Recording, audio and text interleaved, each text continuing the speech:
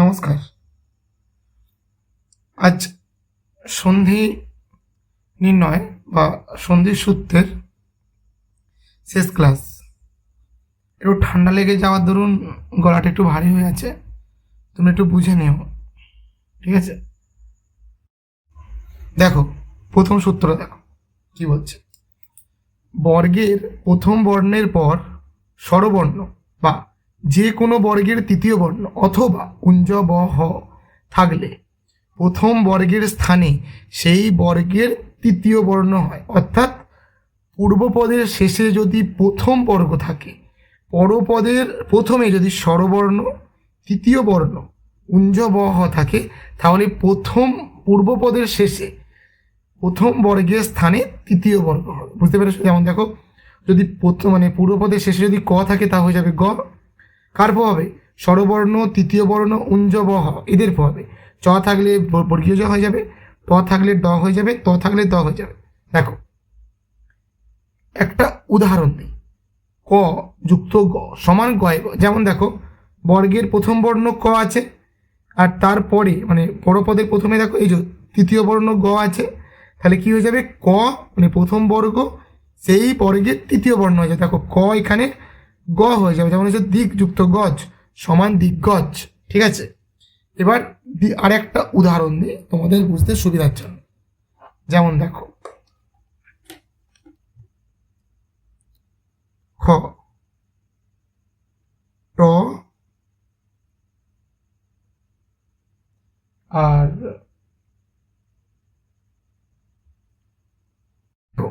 ট যুক্ত গ। তাহলে একটা জিনিস মাথায় রাখতে হবে, যে কোনো বর্গের তৃতীয় বর্ণ হতে পারে। ঠিক আছে? এখানে গ দিলাম, কি হবে তাহলে? দেখো, এর প্রভাবে এই টটা ড হয়ে যাবে। ঠিক আছে? কি করে? ট ঠ ড বর্গের তৃতীয় বর্ণ। যেমন দেখো, একটা উদাহরণ নিই। শর্ট, শর্ট যুক্ত গুণ। যেহেতু এখানে তৃতীয় বর্ণ আছে, তাই ট তৃতীয় বর্গের প্রভাবে এই যে ট যে প্রথম বর্গ, এটাও তৃতীয় বর্গে পরিণত হয়ে যাবে। দেখো, যেমন হচ্ছে স্বর গুণ। ঠিক আছে? এই ড আর ঢয় শূন্যরা দুটো একই জিনিস। এই ট এর স্থানে ড হয়ে যাবে বা ঢয় শূন্যরা হয়ে যাবে। বুঝতে পেরেছ? চলো এবার আমরা পরের সূত্রে যাই। দেখো, 11 নম্বর সূত্রটা দেখো কি বলছে। চ চ বা বর্গীয় জ বর্গের পর দন্ত্যান্ন থাকলে দন্ত্যান্ন স্থানে ইঙ্গ হয়। দেখো, বলছে পূর্বপদের শেষে যদি চ বা বর্গীয় চ থাকে, আর পরপদের প্রথমে যদি দন্ত্যান্ন হয়, তাহলে চ আর জয়ের প্রভাবে দন্ত্যান্ন বদলে গিয়ে ইঙ্গয় পরিণত হয়ে যাবে। একটা উদাহরণ দিলে বিষয়টা তোমাদের কাছে স্পষ্ট হবে। যেমন দেখো, কোন জায়গা চ যাচ যুক্ত না সমান কোন জায়গা চয় ইঙ্গয় আজ্ঞা জাঞ্চা। তারপরে দেখো, রাজ, এই যে বর্গীয় যে রাজ যুক্ত নি সমান কি হবে? তাহলে এটা এটা হয়ে যাবে ইঙ্গ, দন্ত্যান্নটা বর্গীর জয়ের প্রভাবে ইঙ্গ হয়ে যাবে। তাহলে রাজ রাজ্ঞী রাজ্ঞী। বুঝতে পেরেছো? চলো এবার নেক্সট সূত্রে যাই। দেখো, 12 নম্বর সূত্রটা দেখো কি বলছে, একটু মন দিয়ে দেখতে হবে। হ্যাঁ, দন্ত্যান্ন কিংবা ময়ের পরে থাকলে, কি বলছে? দন্ত্যান্ন বা ম পরে থাকলে পূর্বপদে ক স্থানে উঙ্গা হবে, ট স্থানে মধ্যাহ্ন হবে, দ স্থানে দন্ত্যান্ন হবে, প স্থানে ম হবে। দেখো, তোমাদের বোঝার সুবিধার জন্য একটা ছক করে দিয়েছি। কি বলছে? পূর্বপদের শেষে যদি ক থাকে, আর পরপদে যদি দন্ত্যান্ন বা ম যে কেউ থাকতে পারে, সেখানে কটা পাল্টে গিয়ে উঙ্গা হয়ে যাবে। ট পূর্বপদের শেষে থাকলে, পরপদে দন্ত্যান্ন বা ম থাকলে ট পাল্টে গিয়ে মধ্যাহ্ন হয়ে যাবে। দ পূর্বপদের শেষে থাকলে, পরপদের দন্ত্যান্ন বা ম থাকলে দ দ পাল্টে গিয়ে দন্তের ন হয়ে যাবে। প যদি পূর্বপদের শেষে থাকে, দন্তের ন ম যদি পরপদের প্রথমে থাকে, তাহলে প পাল্টে গিয়ে ম হয়ে যাবে। বুঝতে পেরেছ? যেমন দেখো,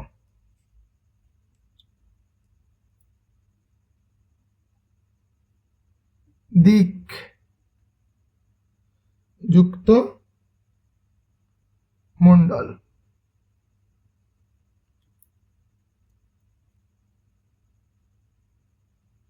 সমান, দেখো এখানে ম আছে, এই মটা এখানে আছে, তাহলে ক উঙ্গা হয়ে যাবে, তাহলে দিন মণ্ডল।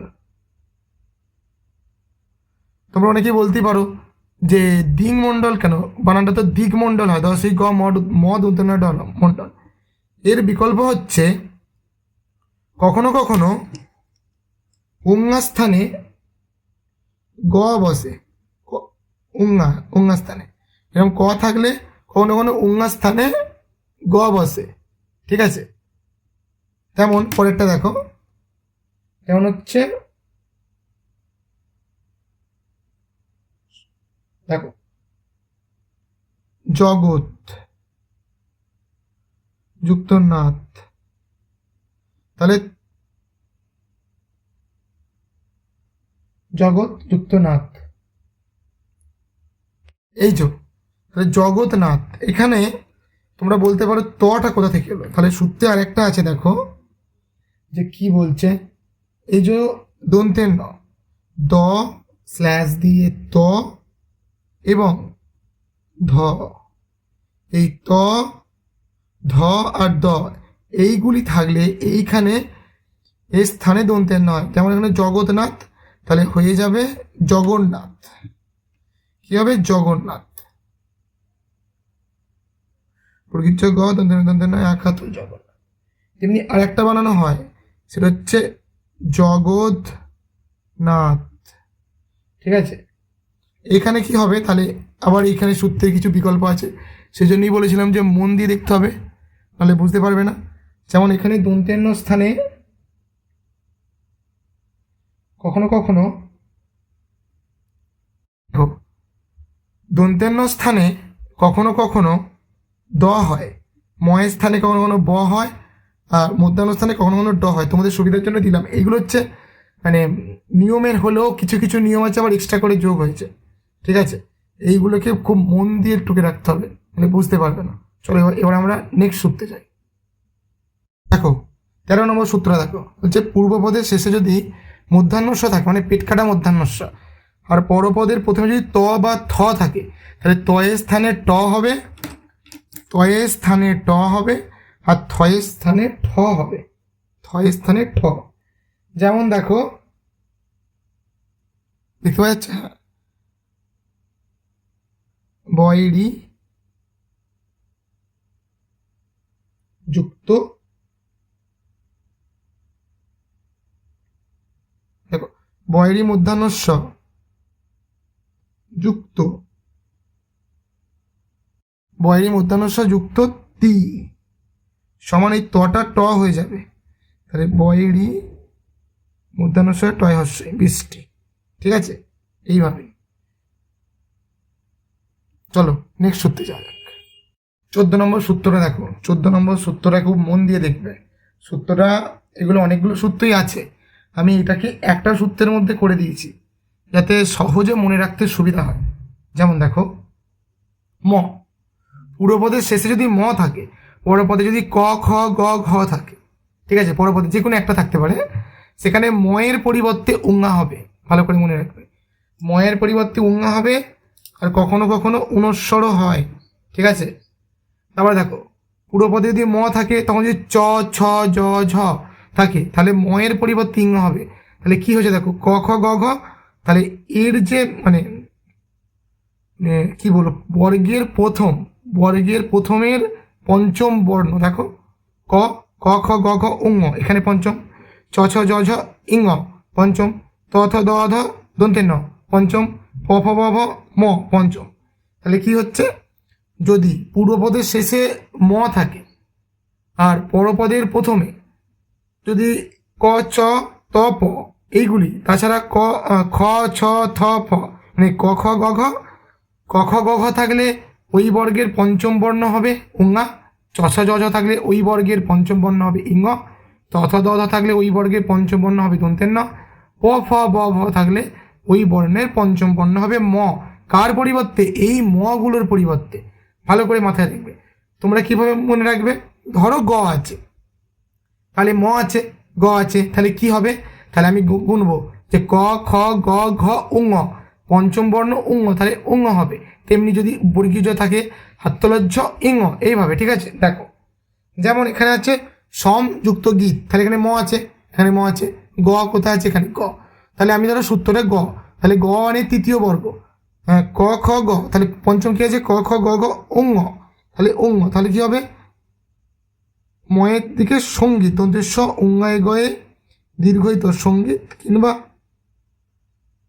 সঙ্গীত তো হয়, ওই জন্য বললাম। তারপর দেখো সমধি ম ধ, ধয়ের তাহলে কি হবে? দন্তের ন, তাহলে দন্তের স দন্তের নয় ধয় হস্যই সন্ধি। কিন্তু ত, ত তাহলে আবার দন্তের ন, তাহলে কয় হস্যই দন্তের নয় তয় হস্য। কিন্তু মনে রাখলে কিন্তু পরীক্ষায় খুব সহজে নির্ণয় করা যাবে। এখানে আরেকটা সূত্রের একটা নিয়ম আছে, যেটা আমি লিখে দিচ্ছি। কি হচ্ছে ভালো করে লক্ষ্য করো। এই প্রত্যেকটা যুক্ত কি হচ্ছে না, যুক্তাক্ষর হচ্ছে। যুক্তাক্ষর, যুক্তাক্ষর হয়। ময়ের সঙ্গে পরপদে যে কোনো যেগুলো আছে এইগুলোতে যুক্তাক্ষর হবে। ঠিক আছে, এটা কিন্তু মাথায় রেখো। চলো এবার আমরা নেক্সট সূত্রে যাই। 15 নম্বর সূত্রটা দেখো, বলছে কি পূর্বপদের শেষে যদি ম থাকে, পরপদের প্রথমে যদি উঞ্জ র ল ব তালবস্য মূর্ধন্যস্য দন্তেস্য থাকে, তাহলে ময়ের স্থানে অনুস্বর হবে। কি হবে? ময়ের স্থানে অনুস্বর হবে। যেমন হলো সম যুক্ত যোগ সমান সংযোগ। ক্লিয়ার? এইভাবেই করতে হবে। চলো এবার আমরা নেক্সট সূত্রে যাই। দেখো শেষের দিকে খুবই গুরুত্বপূর্ণ এবং কঠিন নিয়মগুলো আসছে। ঠিক আছে, যেমন কি বলছে উদ উপসর্গ, উদ উপসর্গ থেকে, উদ উপসর্গের পর স্থা ধাতু থেকে জাত শব্দ থাকলে, তাহলে কি বলছে উদ উপসর্গ, উদ উপসর্গ। ঠিক আছে, ভালো করে উপসর্গ যারা জানো তারা অবশ্যই জানো উদ বলে একটা উপসর্গ আছে। উদ উপসর্গের পর মানে পূর্বপদের শেষে যদি উদ থাকে এবং পরপদে স্থা ধাতু থেকে জাত যে কোনো শব্দ থাকে, তাহলে উদ উপসর্গের দ স্থানে ত হবে। কি হবে? উদের দটা ত হয়, তাহলে উদ হয়ে যাবে। আর স্থা ধাতুর দন্তেস্ব লোপ পেয়ে যাবে, স্থা ধাতুর দন্তেস্ব লোপ পেয়ে যাবে। কিরকম? একটা উদাহরণ দিই। যেমন দেখো উদ যুক্ত স্থা ধাতু থেকে জাত একটি শব্দ কি? স্থান, স্থান। ঠিক আছে, নিয়ম কি আছে? দ হয়ে যাবে ত, হস্যৌ ত উত, দন্তেস্ব বাদ চলে যাবে, তয় থয় আখ্যা দন্তের ন উত্থান। ঠিক আছে, নেক্সট আরেকটা বলি। যেমন দেখো উদ, আবার উদ, হ্যাঁ উদ যুক্ত স্থা, স্থা ধাতু থেকে জাত শব্দ হচ্ছে স্থাপন সমান সমান হস্যৌ ত হয়ে যাবে, তয় থয় আঁকা দন্তেস্ব লোপ পেয়ে যাবে, প দন্তের ন উত্থাপন। ঠিক আছে, হাতের লেখাটা এখানে একটু খারাপ হয়ে গেল, বুঝলে? তোমরা একটু বুঝে নিও। চলো এবার নেক্সট সূত্রে যাই। হ্যাঁ, আর একটা কথা বলে রাখি, এখানে যেহেতু দন্তেস্ব লোপ পাচ্ছে, ভালো করে দেখো, দন্তেস্ব লোপ পাচ্ছে, তাই এটি ধ্বনি পরিবর্তনের, ধ্বনি লোপের উদাহরণ। ঠিক আছে, ধ্বনি পরিবর্তনের, ধ্বনি লোপের উদাহরণ। ঠিক আছে, কারণ দন্তেস্ব লোপ পাচ্ছে, তাই ধ্বনি পরিবর্তনের ধারায় এটা ধ্বনি লোপের উদাহরণ হচ্ছে। চলো এবার আমরা নেক্সটে যাব।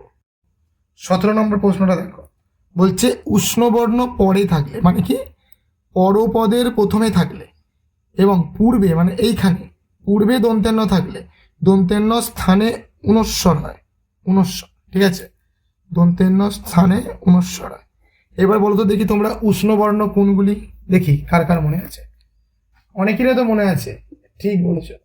উষ্ণবর্ণ হচ্ছে মূলত তালবস্য, মূর্ধন্যস্য, দন্তেস্য, আর একটা হচ্ছে সবাই জানে সব থেকে কমন, সেটা হলো হ। মানে এই বর্ণগুলো যদি থাকে পরপদে, পূর্বপদে যদি দন্তেন্য থাকে তাহলে এইটি দন্তেন্যটি পরিবর্তন হয়ে অনুস্বার হয়ে যাবে। যেমন দেখো, খুবই একটা কমন একটা শব্দ, হয় হস্যই দন্তেন্য যুক্ত দন্তেশ্বয়ে আজ্ঞা, দন্তেশ্ব উষ্মবর্ণ দন্তেন্য, তাহলে হিংসা। এই সূত্রগুলো তোমরা দেখলে,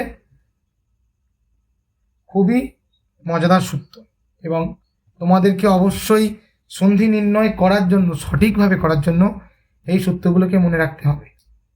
ঠিক আছে, আপাতত সন্ধির ক্লাস 3 নম্বর ক্লাস এখানেই শেষ হলো। পরবর্তীকালে যদি মনে হয় আরও কিছু সূত্র ভাগ পড়ে গেছে যেগুলো তোমাদের জানাতে হবে, তোমরা যদি আরও সন্ধি সম্পর্কে কিছু এক্সট্রা জানার ভিডিও যদি জানতে চাও তাহলে অবশ্যই নিচে কমেন্ট করো। আর ব্যাকরণ সম্পর্কিত কিংবা বাংলা সাহিত্য বা বাংলা টেক্সট, মূলত 9, 10, 11, 12 এবং বাংলা পাস অনার্স, এই বিষয়গুলি নিয়ে যদি ডিটেলসে পড়াশোনা করতে চাও এবং আরও জানতে চাও, তাহলে আত্মকথা ইউটিউব চ্যানেলটাকে অবশ্যই সাবস্ক্রাইব করো এবং বেল আইকনটাকে টিপে রাখবে। সঙ্গে সঙ্গে কমেন্ট করবে, লাইক করবে, মতামত জানাবে, ভালো লাগলেও জানাবে, খারাপ লাগলেও জানাবে। তাহলে সকলকে ধন্যবাদ, নমস্কার। আজকের মতো এখানেই শেষ হলো।